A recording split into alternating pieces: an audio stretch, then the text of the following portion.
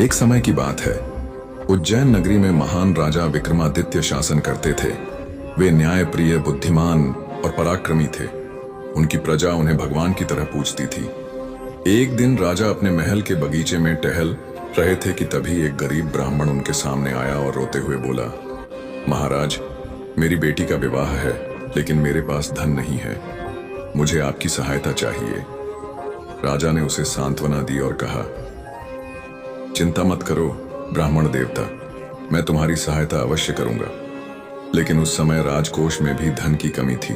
तभी राजा के मंत्री ने कहा, महाराज, कहते हैं कि इस जंगल में एक प्राचीन खजाना छुपा हुआ है, लेकिन उसे केवल एक बेताल ही ढूंढ सकता है। राजा ने निश्चय किया कि वे बेताल को ढूंढकर खजाने का पता लगाएंगे। राजा विक्रमादित्य अपनी तलवार लेकर जंगल की ओर निकल पड़े। जंगल में घने पेड़, अंधेरी गुफाएं और रहस्यमयी आवाजें थीं। अचानक उन्हें एक पुराने पेड़ पर उल्टा लटका हुआ एक बेताल दिखाई दिया।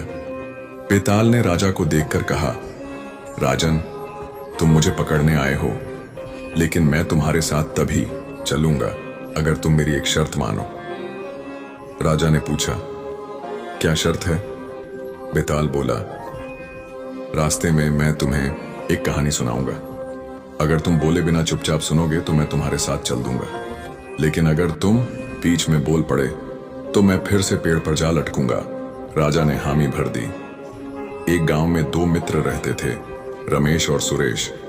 एक दिन उन्हें सोने की एक थैली मिली।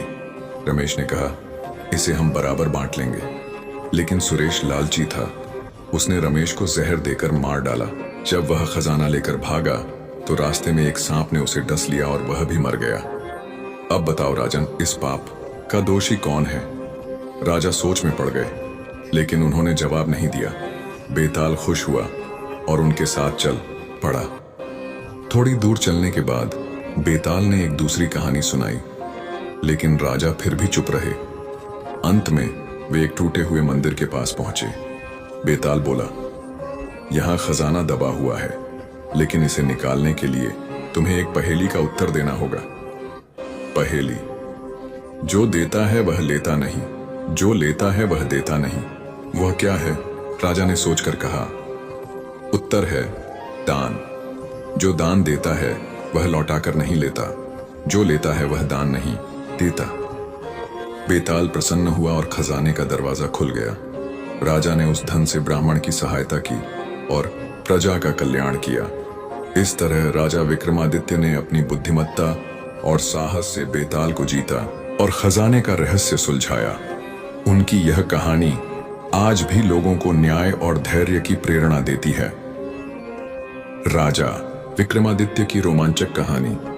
बेताल और छुपा हुआ खजाना वखजाना मिलने के बाद बेताल ने राजा से कहा, महाराज, आपने मेरी शर्त पूरी की और खजाने का रहस्य सुलझाया, लेकिन याद रखो, यह धन केवल उन्हीं के काम आएगा जिनके इरादे पवित्र हैं। अगर कोई इसका गलत उपयोग करेगा तो उसका अंत बुरा होगा। राजा विक्रमादित्य ने गंभीरता से सिर हिलाया और कहा, मैं इस धन का उपयोग केवल प्रजा के कल्याण के लिए करूंगा। बेताल मुस्कुराया और अचानक गायब हो गया। राजा ने खजाने से ब्राह्मण की सहायता की और शहर में कुआं, धर्मशाला और अन्य क्षेत्र बनवाए। लेकिन उनके एक मंत्री का मन लालच से भर गया। उसने सोचा, अगर मैं यह खजाना चुरा लूं तो मैं बहुत धनी हो जाऊंगा। एक रात वह चुपके से खजाने के स्थान पर पहुंचा। जैसे ही उसने सोने के सिक्के उठाए, अचानक जमीन हिलने लगी और एक विशाल सांप प्रकट हुआ।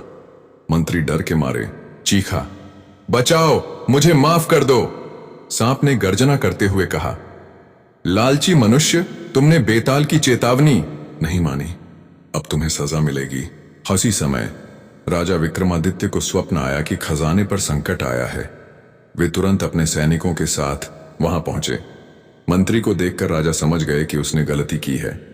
राजा ने सांप से विनती की, हे दिव्य प्राणी, इसने गलती कर दी है, कृपया इसे माफ कर दो, मैं इसे सही रास्ते पर लाऊंगा।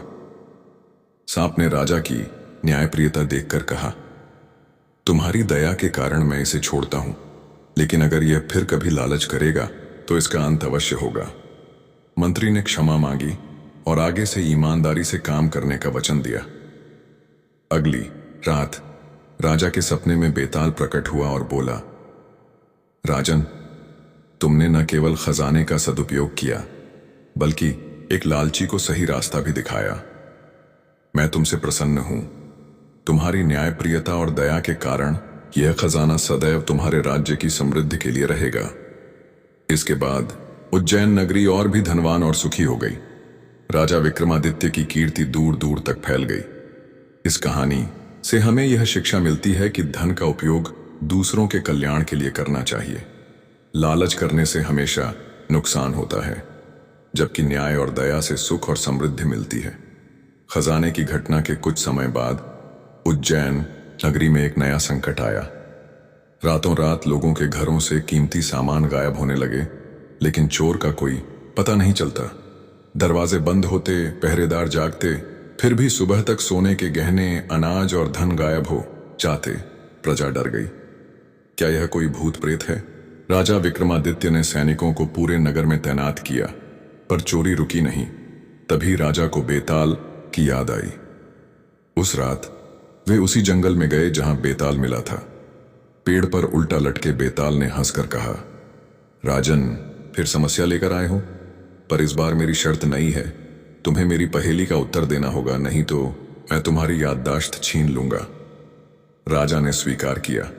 बेताल बोला, वह कौन है जो बिना पंखों के उड़ता है, बिना आंखों के देखता है और बिना हाथों के चोरी करता है? राजा ने सोचा और कहा, उत्तर है हवा। वह बिना पंखों के उड़ती है, बादलों के रूप में बिना आंखों के देखती है, बारिश लाती है और बिना हाथों से लोगों के सामान उड़ा ले जाती है। बेताल हंसा, सही, पर तुम्हारी समस्या का समाधान यह नहीं है। असली चोर तो। और उसने राजा के कान में एक रहस्य बताया। अगले दिन राजा ने नगर में घोषणा करवाई, आज रात सभी लोग अपने घरों की चौखट पर एक एक कटोरी दूध रख दें। रात को जब सभी सो गए तो राजा छिपकर नगर में घूमे। तभी उन्होंने देखा चींटियों की एक विशाल कतार दूध की कटोरियों से अनाज के दाने उठाकर ले जा रही थी। पास ही एक जादूगर बैठा था जो मंत्र पढ़कर चींटियों को नियंत्रित कर रहा था। राजा ने तलवार निकाली और जादूगर को पकड़ लिया। पूछताछ में पता चला वह दुश्मन राज्य का था जो उज्जैन को कमजोर करने के लिए काले जादू का इस्तेमाल कर रहा था। राजा ने जादूगर को सबक सिखाया और उसे अपने देश भेज दिया। बेताल फिर प्रकट हुआ और बोला, ध्यान रखो राजन, शत्रु कभी सीधे नहीं आते। वे छोटे छोटे रूपों में तुम्हारी शक्ति चुराने की कोशिश करते हैं। घटना के बाद राजा ने नगर में जादुई शक्तियों के विरुद्ध रक्षा यंत्र बनवाए और प्रजा को सतर्क रहने की शिक्षा दी। उज्जैन फिर से सुरक्षित हो गया। शिक्षा, दुश्मन कई रूपों में आता है। बुद्धिमानी वह है जो छोटे संकेतों को पहचान कर बड़े संकट को टाल दे। क्या तुम्हें पता है बेताल अगली बार राजा के सामने कौन सी चुनौती लेकर आएगा?